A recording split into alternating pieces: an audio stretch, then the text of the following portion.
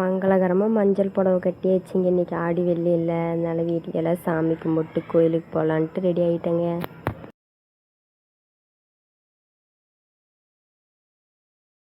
புள்ளி வச்ச கோலம் என் லைஃப்லேயே ஃபஸ்ட் டைம் நான் எதுவும் ஃபோனை பார்த்து போட்டேங்க. இந்த கோலம் எனக்கு கோலமே சுத்தமாக போடவே வராது. இப்போ தான் கொஞ்சம் கொஞ்சமாக போடுறதுக்கு கற்றுனுக்கிறேன்.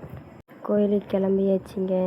நாகர்கோயிலில் கொஞ்சம் இன்றைக்கி விசேஷமாக இருக்கும், வளகாப்பு செய்வாங்க இன்றைக்கி சாமிக்கு, அதனால கிளம்பிட்டேன். இன்றைக்கி பார்க்குறதுக்கு இது சின்ன கோயிலாக தாங்க இருக்குது, ஆனால் வேண்டுற வேண்டுதல் எல்லாம் அப்படியே பழிக்குங்க. நாகாத்தம்மா கோயில் இது.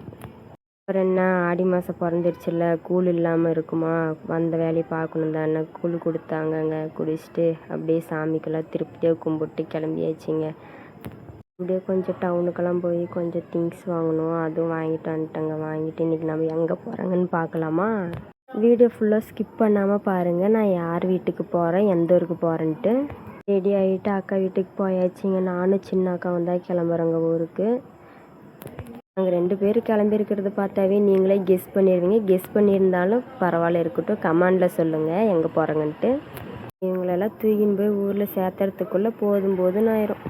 வீட்டிலேருந்து கிளம்பி பழைய பஸ் ஸ்டாண்டுக்கு போய் பழைய பஸ் ஸ்டாண்ட்லேருந்து புது பஸ் ஸ்டாண்டுக்கு போயிட்டாங்க. ஒரு வழியாக இவங்களெல்லாம் இழுத்துட்டு ஸ்டாண்டில் போய் இறங்குறாங்களோ இல்லையே, எங்கள் அக்கா விட்டு போய் மம்மி எனக்கு ஸ்நாக்ஸ் வேணும்ன்ட்டான். உடனே போய் அவனுக்கு வேணுங்கிறதெல்லாம் வாங்கி கொடுத்து அக்காவுக்கு கூட்டிகிட்டு வந்துட்டாங்க. சாட்டர்டே சண்டே ஆனால் மட்டும் பஸ்ஸுக்கெல்லாம் ரொம்ப ரிஸ்க்குங்க. வழியாக அடித்து பிடிச்சி சீட் போட்டு கிளம்பியாச்சுங்க சேலத்துலேருந்து ஏறி. அக்கா கொஞ்சம் பூ வாங்கிட்டு வந்தா பஸ்ஸுலேயே கட்டலான்ட்டு. எங்கே இவங்க கட்ட விட்டாங்களா? கொஞ்ச நேரம் உட்காந்து ஸ்நாக்ஸ் சாப்பிட்ற வரை இருந்தாங்க. ஸ்நாக்ஸ் சாப்பிட்டு வயிறெல்லாம் ஃபுல்லாக இருந்தால் அவங்க வேலையை பார்த்துட்டாங்க.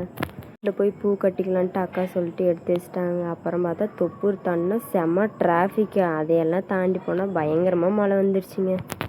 இங்கே தான் அப்படின்னு போய் ராசிபுரம் பஸ் ஸ்டாண்டில் பார்த்தா அங்கே அதுக்கு மேலேங்க பஸ்ஸுக்குமே வெயிட் பண்ணாங்க. மழையுமே பயங்கர மழைங்க. எவ்வளோ நேரம் வெயிட் பண்ணிட்டு தாங்க பஸ்ஸே ஏறினாங்க அடித்து பிடிச்சி. ஒரு வழியாக நம்ம யார் வீட்டுக்கு வந்திருக்கேன்னு பார்த்தாவே உங்களுக்கே தெரிஞ்சிடும். எங்கள் அக்கா வீட்டுக்கு தாங்க வந்திருக்காங்க, ராசிபுரத்துக்கு.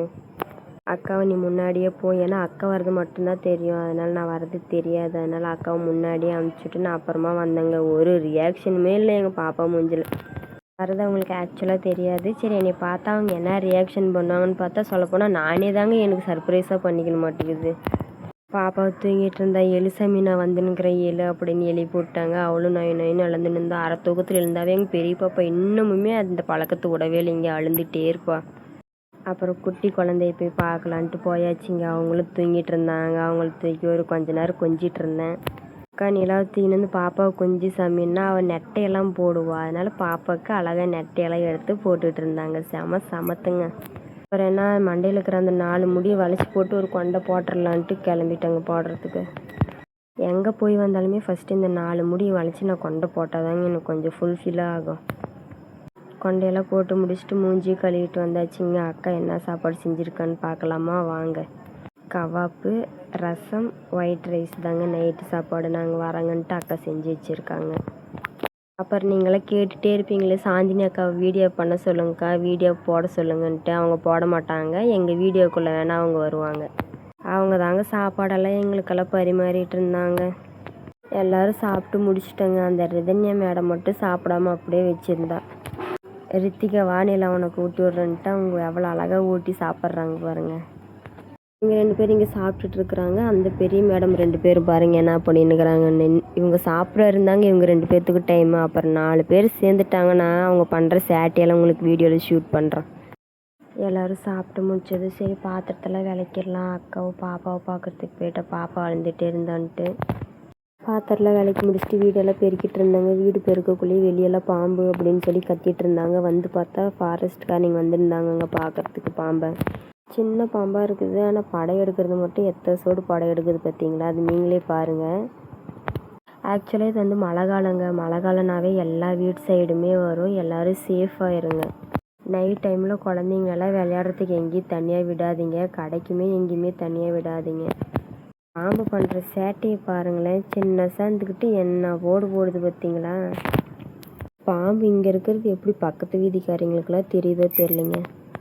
பசங்க ஃபுல்லும் வந்துட்டாங்க பாம்பு பார்க்கறதுக்கோசரம். அவங்க நினச்சின்னுப்பாங்க நல்லா பெரிய பாம்பாக இருக்குன்ட்டு. ஒவ்வொருத்தரும் வந்து என்னன்னாங்க, இந்த பாம்புக்கா கூப்பிட்டீங்க அப்படின்னு. இந்த பாம்பு கடித்தாலும் விஷந்தாங்க, சின்ன பாம்பு கடித்தாலும் விஷந்தா, பெரிய பாம்பு கடித்தாலும் விஷந்தாங்க. எங்கள் குட்டீஸ்லாம் அந்த பாம்பை பார்க்கறதுக்கு எவ்வளோ ஆர்வமாக வந்து நின்றுட்டுருக்குந்தாங்க பாருங்கள். உள்ளே கூப்பிட்டப்போ கூட வரவே இல்லைங்க. இருசாலு பாம்பை பார்த்துட்டு வரேங்க அப்படின்ட்டு. அப்புறமா பார்த்து முடிச்சுட்டு என்னோடய வீடியோ எடுத்து காமிச்சேங்க. அதுக்கப்புறம் தாங்க அவங்க வந்தாங்க.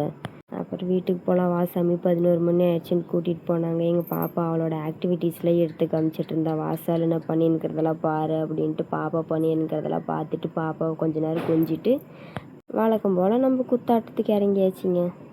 பாப்பாங்களாம் வாசாலு டான்ஸ் ஆடலான்ட்டு என்னை கூட்டின்னு போயிட்டாங்க. நான் சும்மா விடுவேன்னா அவங்க கூட சேர்ந்து நானும் 2 ஸ்டெப் எல்லாரும் ஆடி ஆடி ரொம்ப டயர்ட் ஆகிட்டாங்க. இனிமேட்டு என்ன தூங்க வேண்டியதாங்க. எல்லாத்துக்கும் பாய்.